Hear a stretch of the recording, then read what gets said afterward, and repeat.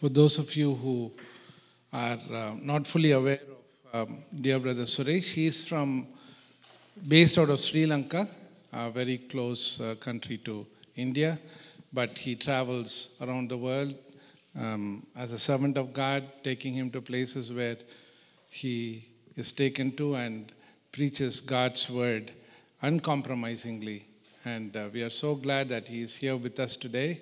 And he's also brought, as I said, his family, so his daughter would probably be singing a song for us. But without any further delay, I want to welcome Brother Suresh. So let's give him a round of applause first. Please come. Okay, Misha will come and then, yeah. Thank you very much. Misha, come. Misha, உங்களுக்கு ஒரு தமிழ் பாட்டு பாடுவா?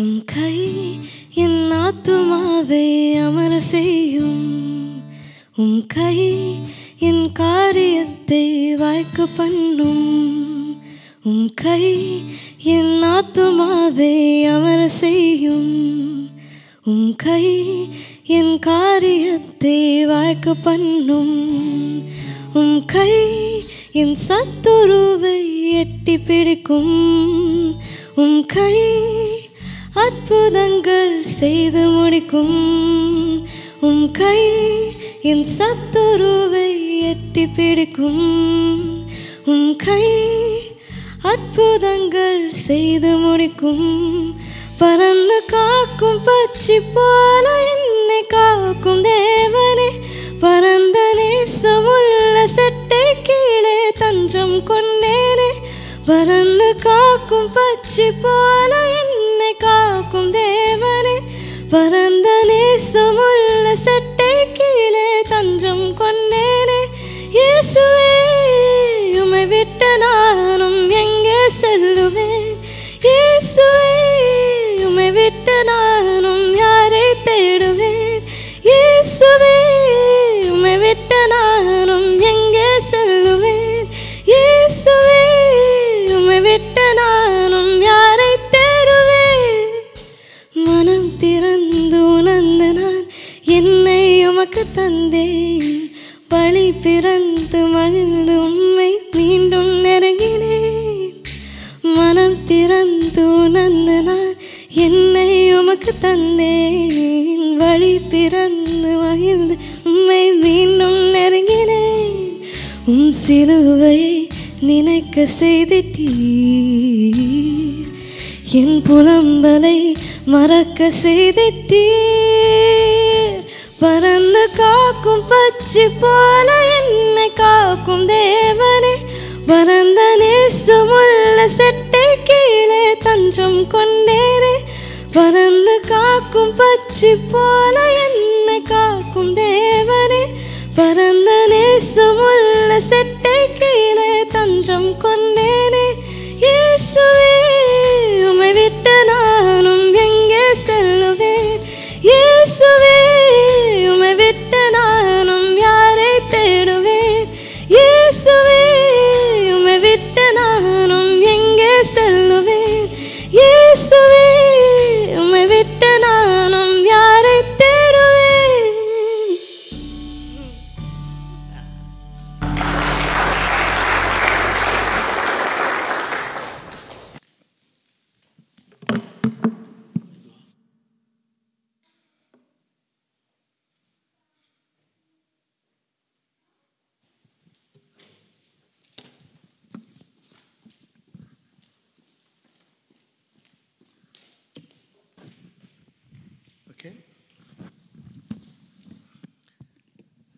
உங்கள் மத்தியிலே இருப்பது மிகவும் சந்தோஷமான ஒரு ஆசீர்வாதமான ஒரு விஷயம். எத்தனை பேர் கடந்த முறை என்னை பார்த்தீர்கள் அந்த கேம்பில்? பார்க்காதவங்க கையை தூக்குங்க. ஓகே, சரி, ஓகே. கடந்த ஞாயிற்றுக்கிழமை உயிர் தெழுந்த ஞாயிறு, அப்படி தானே? உயிர் தெழுந்த ஞாயிறு வாழ்த்துக்களை நான் உங்களுக்கு தெரிவித்துக் கொள்கிறேன். அப்போது இன்று உயிர் தெழுந்த ஞாயிற்றுக்கிழமை நடந்து வெறும் ஒரு வாரம் என்றபடியினால் அதிலிருந்தே ஒரு செய்தியை உங்களோடு பேசலாம் என்று இன்று வந்திருக்கிறேன்.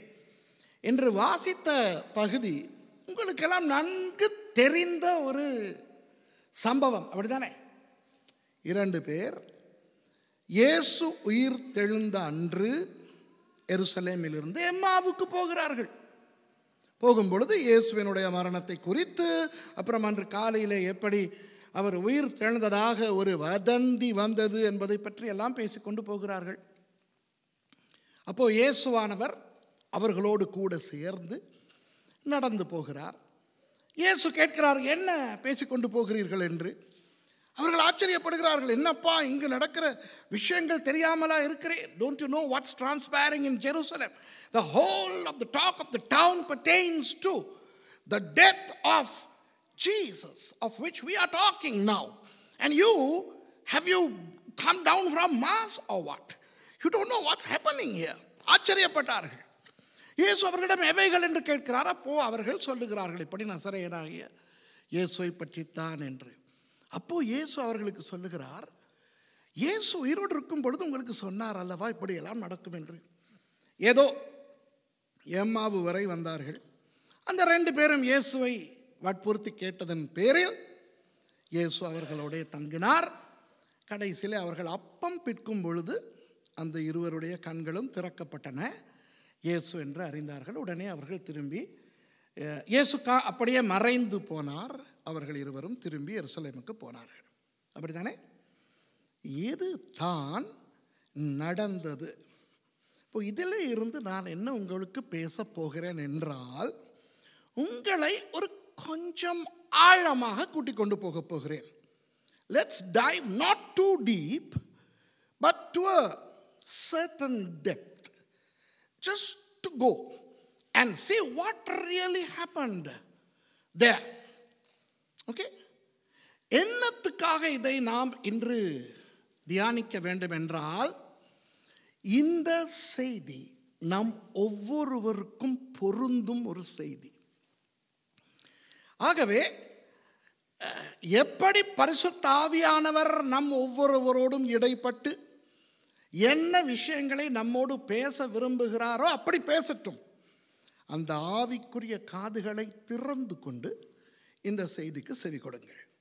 சில சரித்திர பிரகாரமான விஷயங்களை சொல்லுவேன், புவியியல் விஷயங்களை சொல்லுவேன்.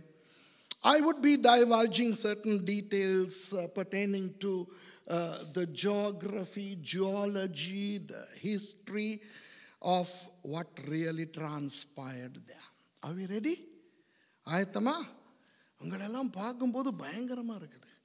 உங்கள் பாஸ்டர் சொல்லிட்டாரோ தெரியல, ஸ்ரீலங்காலேருந்து ஒருத்தன் வர்றான், யாராவது சிரிச்சிங்க. சந்தோஷமாக கர்த்தருடைய வார்த்தையை நாம் படிப்போம். இது கொஞ்சம் ஆழமான விஷயம் என்றபடினால் நான் கொஞ்சம் ஜோக்காயும் பேசுவேன். என்னுடைய செய்திகளை கேட்டு பழகினவர்களுக்கு இது ஒன்றும் புதிது அல்ல. சரி, இப்போ லூக்கா சுவிசேஷத்தை லூக்கா எழுதினாலும் உண்மையாய் எழுதினவர் பரிசுத்த ஆவியானவர், அப்படித்தானே? அப்போ பரிசுத்த ஆவியானவர் எந்த மாதிரியான ஒரு மனநிலையிலே எழுதுகிறார் என்று பார்ப்போம். அப்போ லூக்கா 24க்கு நீங்கள் உங்கள் வேதாகமங்களை திருப்பிக் கொண்டால் அதிலே 13வது வசனம் இப்படி தொடங்குகிறது, அன்றைய தினமே அவர்களில் 2 பேர் போனார்கள் என்று. அன்றைய தினமே, இந்த அன்றைய தினமே என்பதை பரிசுத்த ஆவியானவர் எப்படி சொல்லுகிறார் என்று நான் உங்களுக்கு சொல்லிக் கொடுக்க போகிறேன். இப்போ அன்றைய தினமே என்றதை எப்படியெல்லாம் சொல்லலாம்? இப்படி சொல்லலாம், அன்றைய தினமே, ஐயோ அன்றைய தினமே, ஒரு பயங்கரம், ஒரு ஜோக்காக ஐயோ அன்றைய தினமே சொல்லலாம். அல்லது ஒரு உப்பு சப்பு இல்லாமல், ஒரு உணர்வு இல்லாமல் அன்றைய தினமே என்றும் சொல்லலாம். இந்த அன்றைய தினமே எப்படி வருகிறது என்று நான் உங்களுக்கு சொல்லுகிறேன். எப்படி என்றால், ஒரு சில சம்பவங்கள் நடக்கலாம், ஆனால் அவ்வளவு துரிதமாக நடக்கக்கூடாது. ஒரு உதாரணம் சொல்லுகிறேன். என் நண்பர் ஒருவருடைய மனைவி வியாதிப்பட்டார். கிட்னி ப்ராப்ளம், டயாலிசிஸ், அது இது என்று அவருக்காக ஜெபித்தோம். we prayed for this man and then suddenly we heard, pastor தான் சொன்னார், இங்கிலீஷில் அடிக்கடி பேசுன்னு, சரியா, that the wife passed away, மனைவி இறந்து விட்டார். So we all got a shock. Wow, we were praying for this dear lady, she died. Within a month or so I met him in Israel. ரொம்ப நாள் போயில்ல, ஒரு சில நாட்கள் இஸ்ரவேலில் ஒரு கான்ஃபரன்ஸில் அவரை கண்டேன். அவரை பார்த்தவுடன் நான் சோக முகத்திலே அவர் இடத்துல போய், ஹலோ பாஸ்டர், அவரும் ஒரு பாஸ்டர் தான் என்று அனுதாபத்தை தெரிவிக்க வாயை திறக்கிறேன். பக்கத்திலே ஒரு பெண் வருகிறார், சொல்றார், திஸ் இஸ் மை வைஃப் என்றார். எனக்கு ஆவி ஆத்துமா சரீரம் இடம் மாறிவிட்டது. அவருடைய மனைவி இறந்து போனபடியினால் அவர் கல்யாணம் செய்யலாம், ஆனால் அவ்வளவு சீக்கிரமாகவா ஒருவன் கல்யாணம் செய்வான்? விளங்குதா? ஒரு கொஞ்ச நாள் போக வேண்டும். இன்னொரு ஜோக்கை சொல்லவா? உண்மையாய் நடந்த ஒரு சம்பவம். 1988ஆம் ஆண்டு நான் ஒரு ஞான ஸ்நானம் நடத்தினேன். 70 பேர் ஞான ஸ்நானம் எடுத்தார்கள். எவ்வளோ ஒரு பெரிய ஒரு சந்தோஷம் எனக்கு வந்திருக்கும், யோசித்து பாருங்கள்.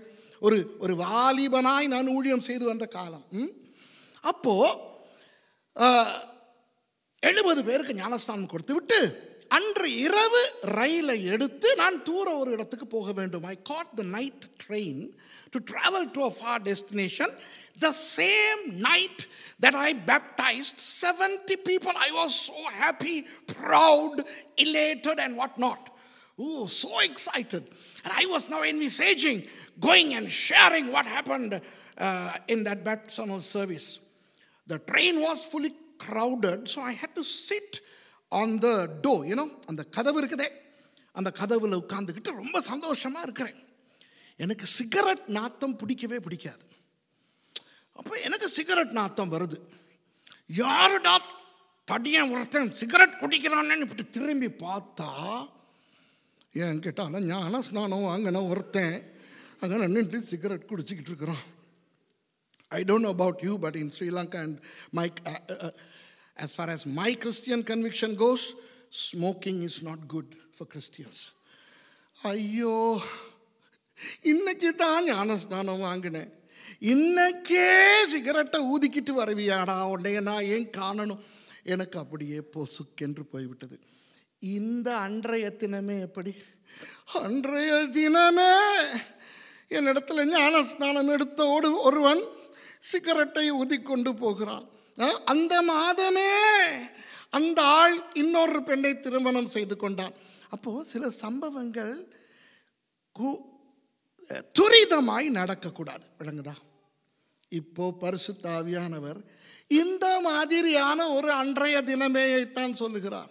என்ன தெரியுமா? இயேசு உயிரோடு எழும்பி விட்டார். Jesus has resurrected. The prophecies are fulfilled. He is no longer among the dead. He is risen. These two fellows are leaving Jerusalem where Jesus rose again from the dead. விளங்குதா? இயேசு உயிர் தெழுந்த எருசலேமை விட்டு இந்த 2 பேரும் எங்கோ போகிறார்கள். இப்போ விளங்குதா உங்களுக்கு? அப்போ இந்த 2 பேரும் போன பிரயாணம் நல்ல பிரயாணமா அல்ல. இந்த இடத்துல நான் உங்களுக்கு இந்த செய்தியினுடைய தலைப்பை சொல்ல விரும்புகிறேன். இன்றைய செய்தியின் தலைப்பு என்ன தெரியுமா? நாம் எங்கிருக்க வேண்டும் என்று தேவன் விரும்புகிறார், நாம் எங்கிருக்கிறோம். நாம் எங்கிருக்க வேண்டும் என்று தேவன் விரும்புகிறார், நாம் எங்கிருக்கிறோம். To give a title to this message is simple. It's simpler in English. Are we where God wants us to be, or are we where we want to be? தேவன் நாம் இருக்க வேண்டும் என்று விரும்புகிற இடத்திலே இருக்கிறோமா, அல்லது நமக்கு விருப்பமான இடத்திலே இருக்கிறோமா?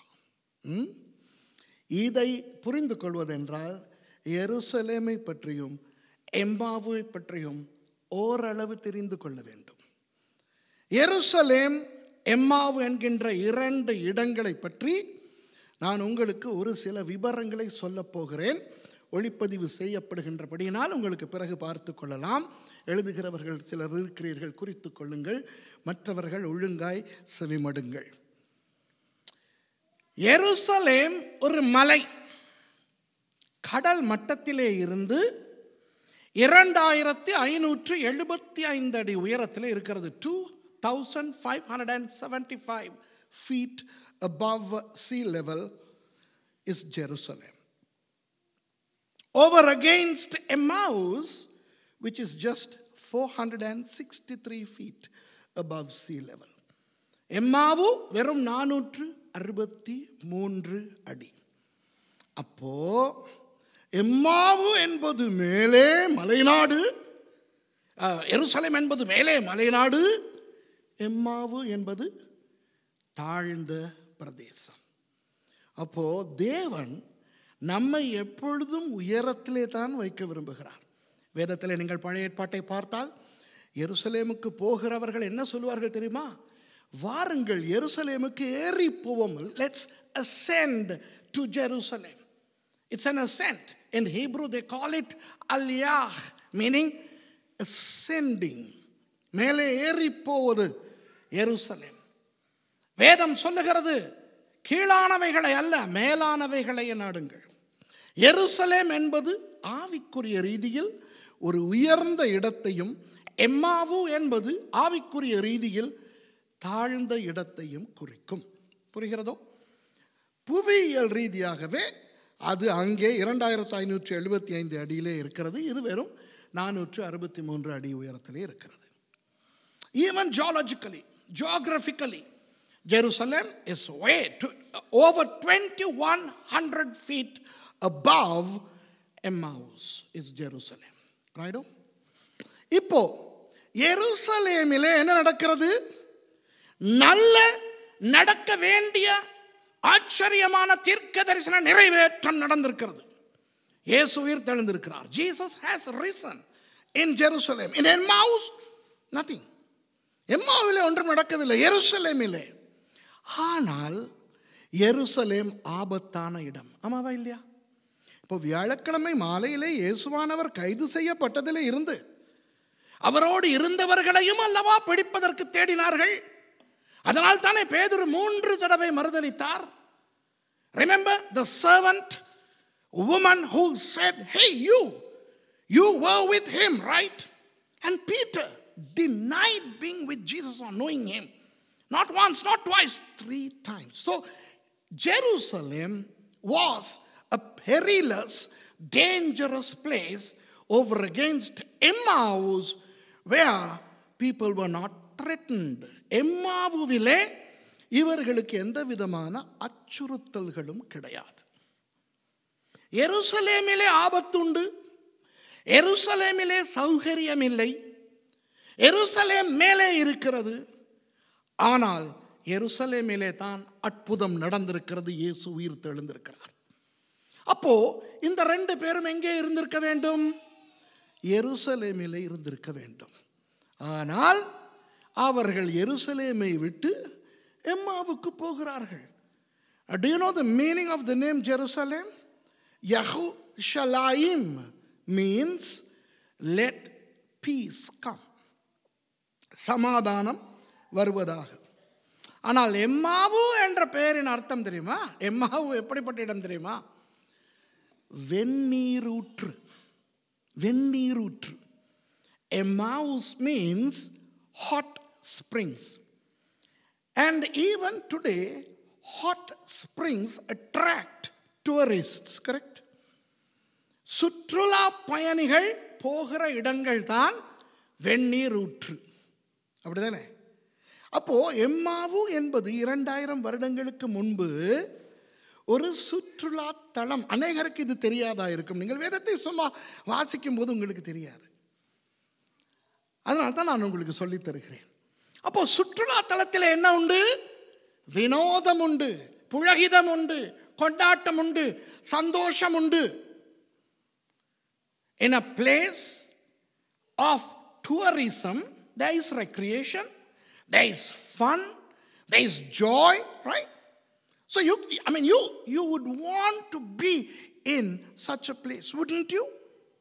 Over against Jerusalem, where danger lurks. It's perilous.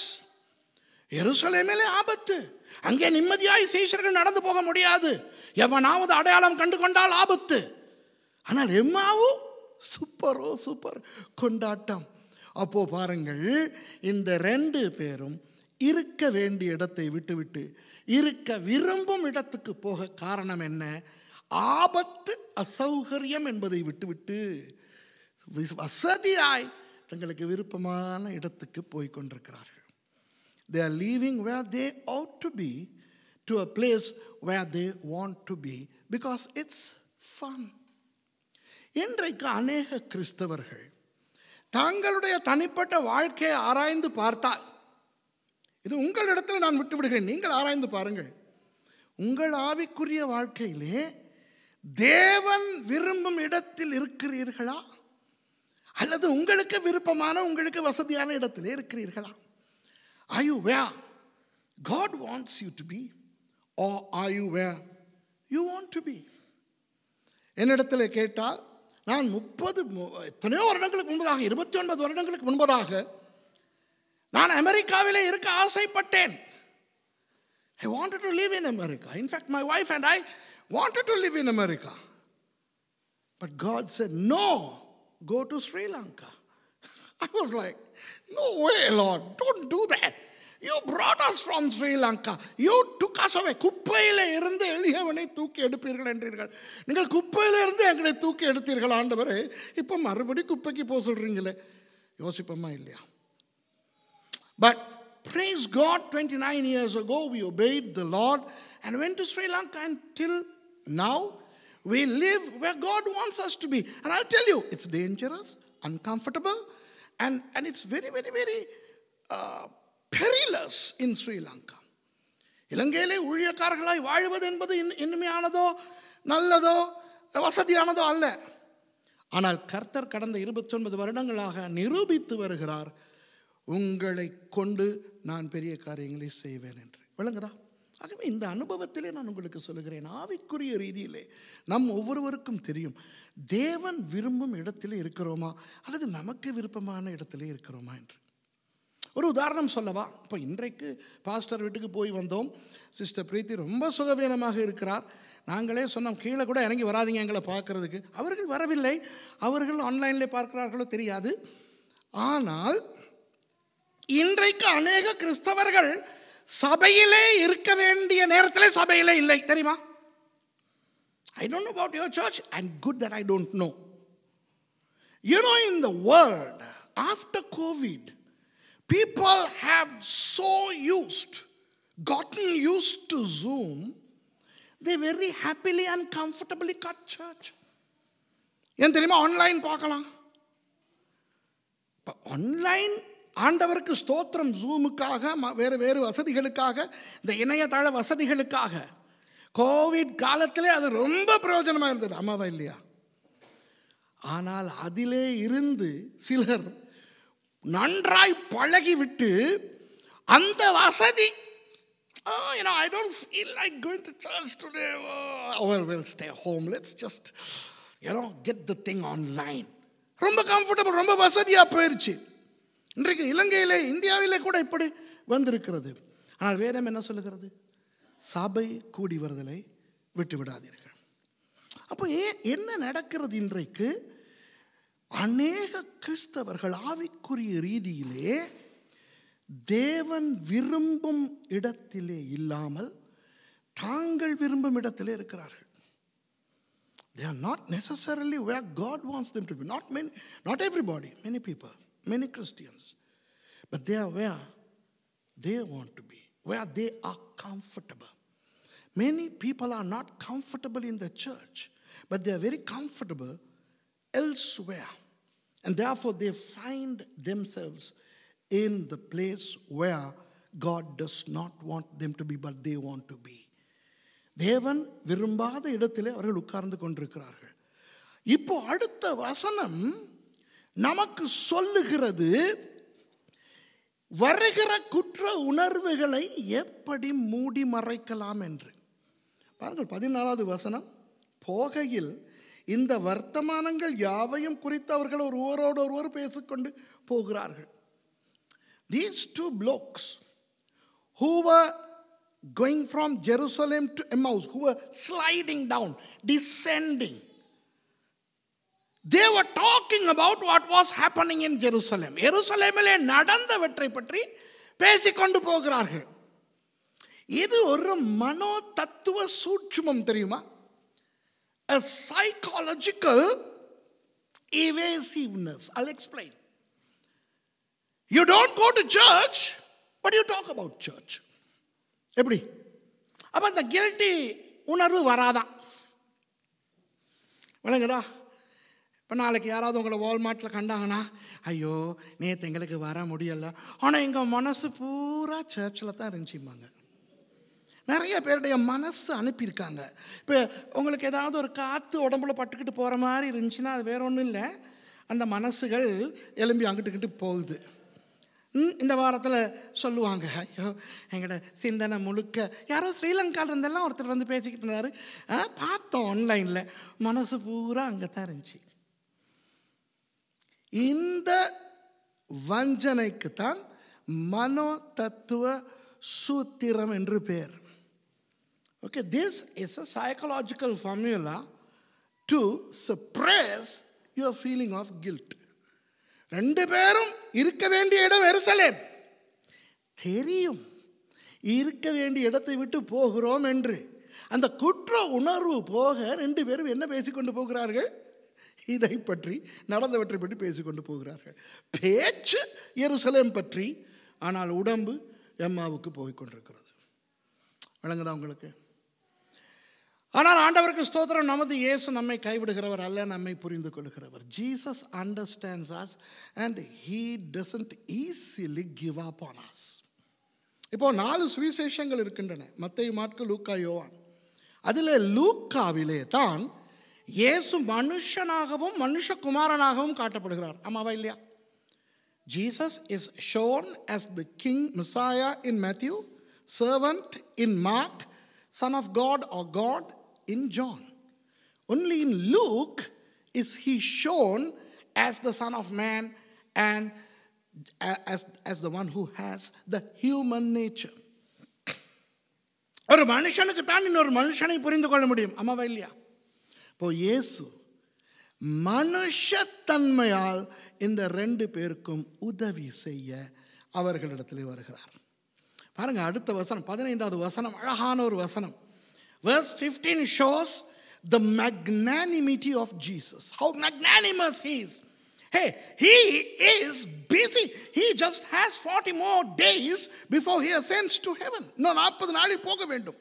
இன்னும் அவருடைய சீஷர்களை கூட அவர் இன்னும் சந்திக்கவில்லை. மகதலேனா மரியாள் மாத்திரம்தான் சந்தித்திருக்கிறார். He has to meet with his disciples. He has to go to Galilee.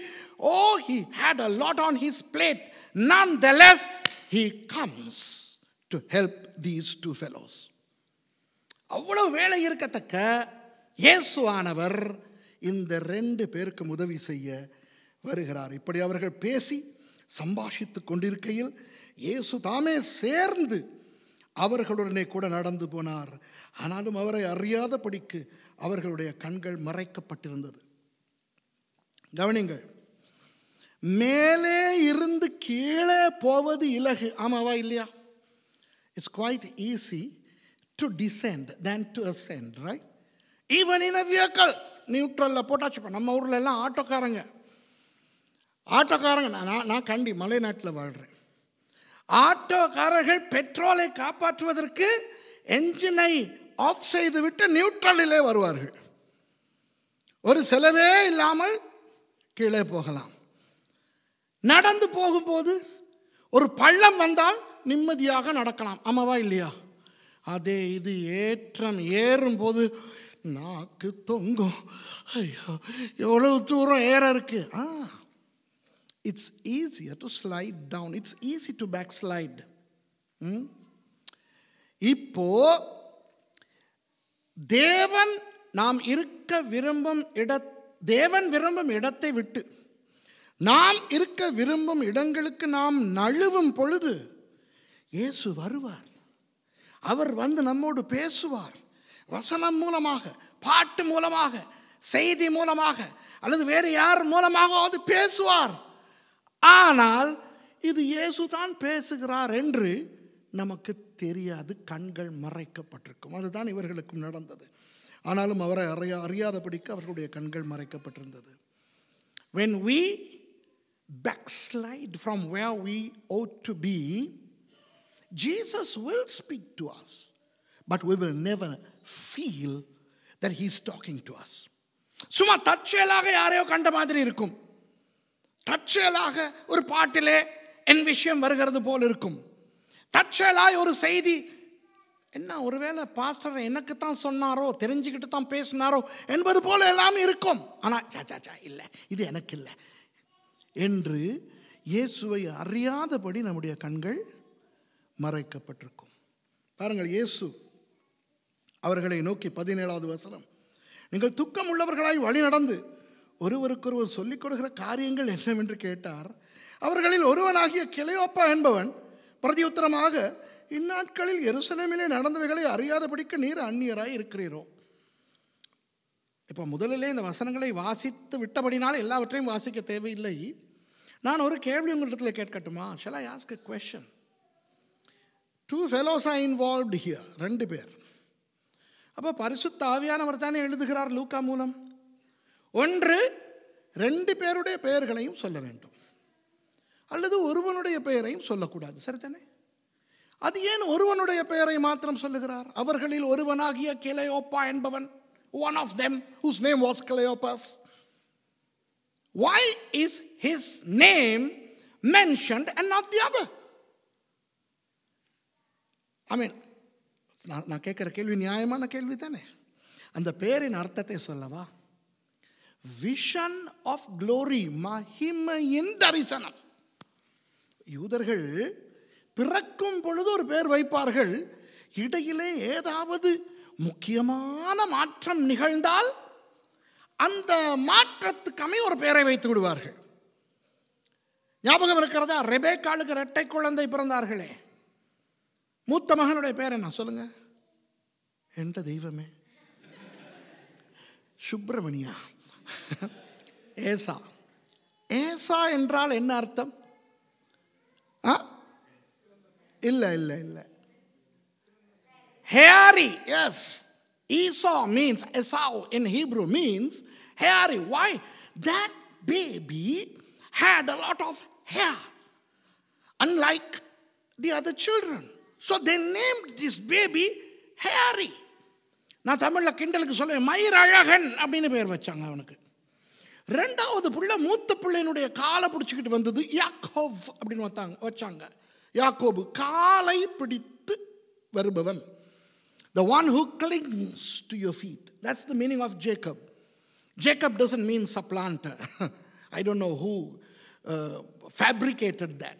Jacob doesn't mean deceiver. Jacob doesn't mean supplant. It means the one who clings to your feet. அப்போ இதே ஏசா பெரியவனாய் வந்த பொழுது தம்பி சமைக்கும் கூளை பார்த்து சொன்னான், தம்பி அந்த சிவப்பு கூளிலே எனக்கு கொடு. உடனே அவருக்கு சிவப்பு என்று பெயர் வைத்தார்கள். Somebody said red here.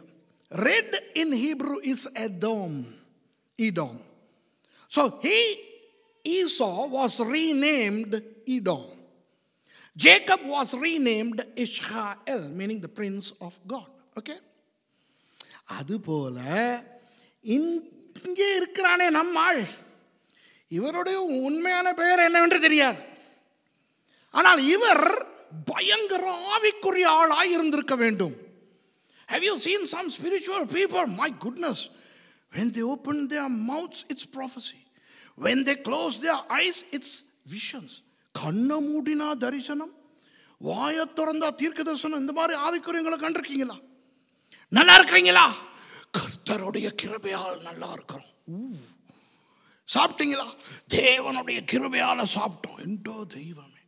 சில பேர் பயங்கர பரிசுத்தமா இருப்பாங்க தானே. இந்த ஆள் இருக்கிறாரே, இந்த ஆள் எப்போ பார்த்தாலும் மகிமையின் தரிசனம்.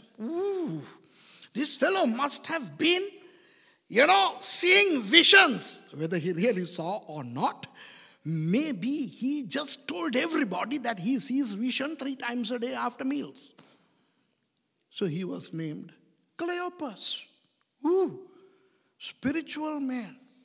இந்த ஆவிக்குரிய ஆளை பார்த்து இயேசு என்ன சொல்லுகிறார் என்று பாருங்கள். 25வது வசனம்.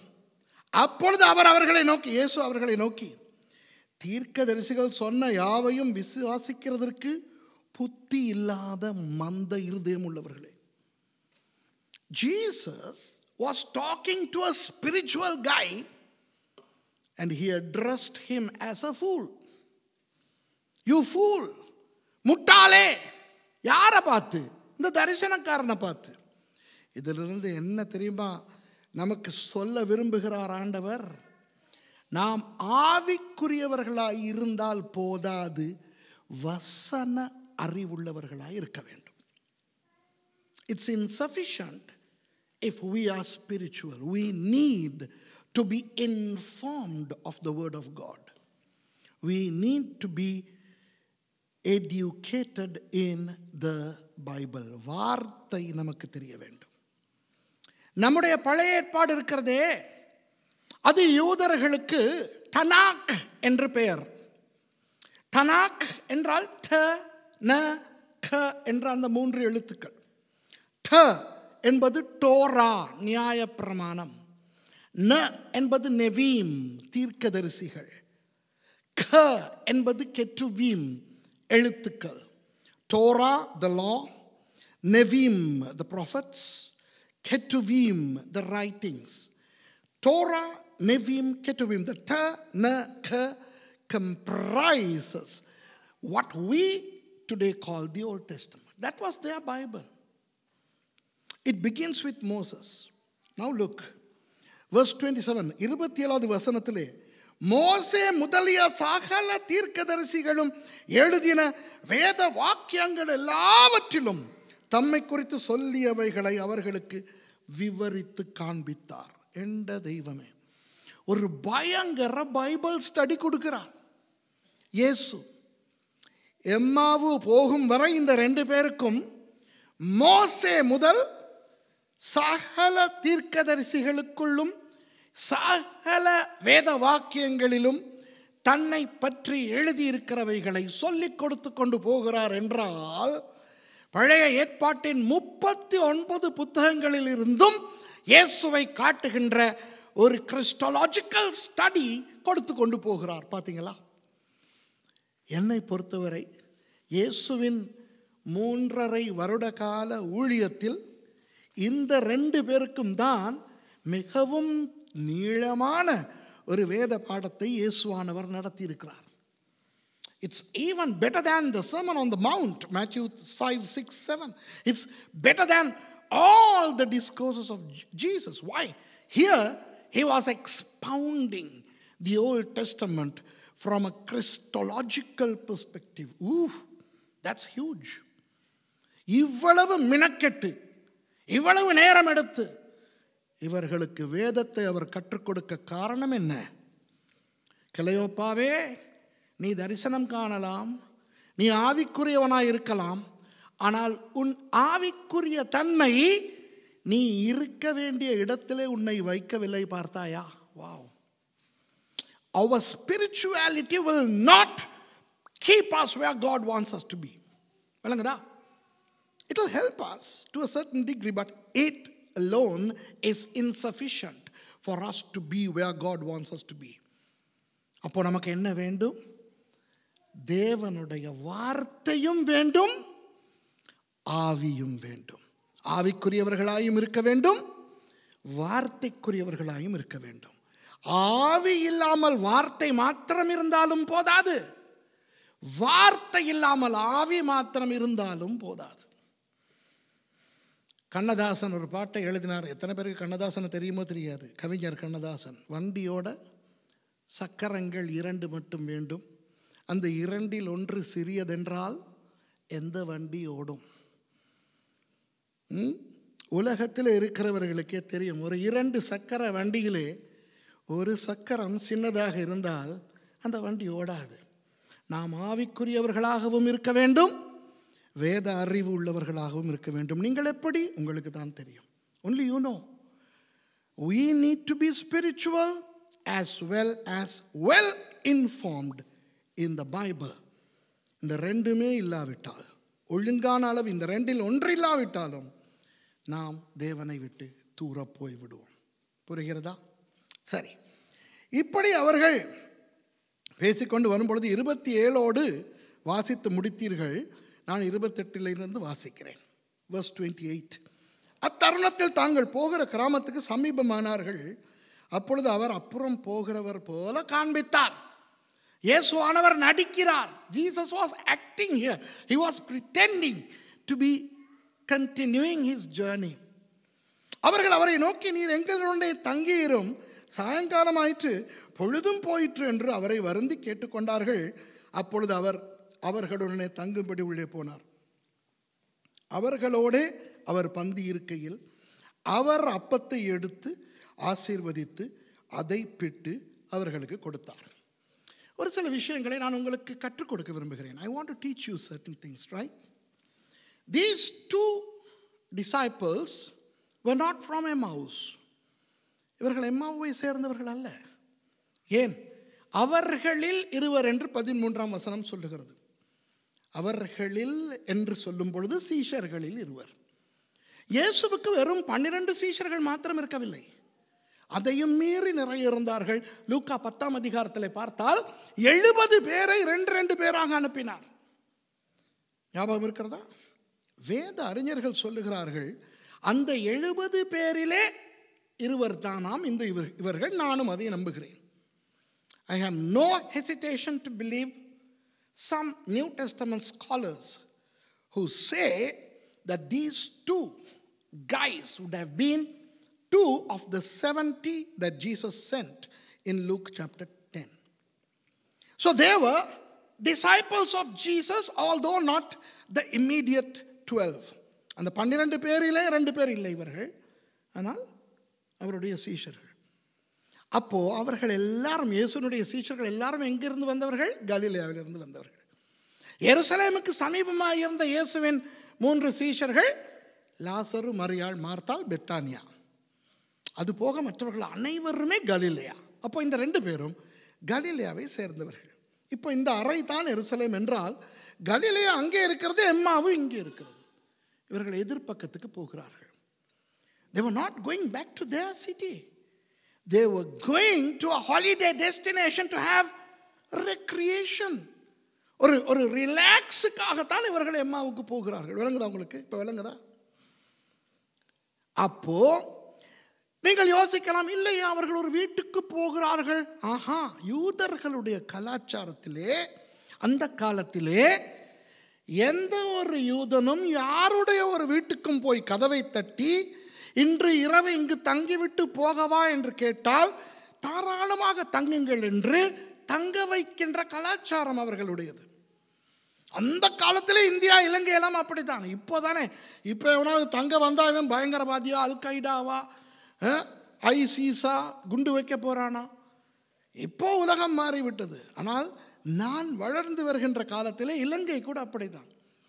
ஒரு பயம் இல்லாமல் யாருடைய வீட்டுக்கும் யாரும் போய் தங்கலாம். நான் இதை ஏன் உங்களுக்கு சொல்லுகிறேன்? Why do I emphasize that these 2 people did not come from Emmaus? Let me tell you, if a Jew is to stay overnight in a house, the leader or the head of that house needed to be there. இப்போ என்னுடைய வீட்டுக்கு யாராவது வந்து தங்குவதென்றால் இரவு, முன்பின் தெரியாத வழிபோக்கர்கள், நான் இருந்தால் தான் இவர்கள் அவர்களை தங்க வைக்க முடியும். வீட்டு தலைவன் இல்லாவிட்டால் அவர்கள் சொல்ல வேண்டும், கோவிச்சுக்கிறாதீங்க, இந்த வீட்டு ஐயா இல்லை, பக்கத்து வீட்டுக்கு போங்க.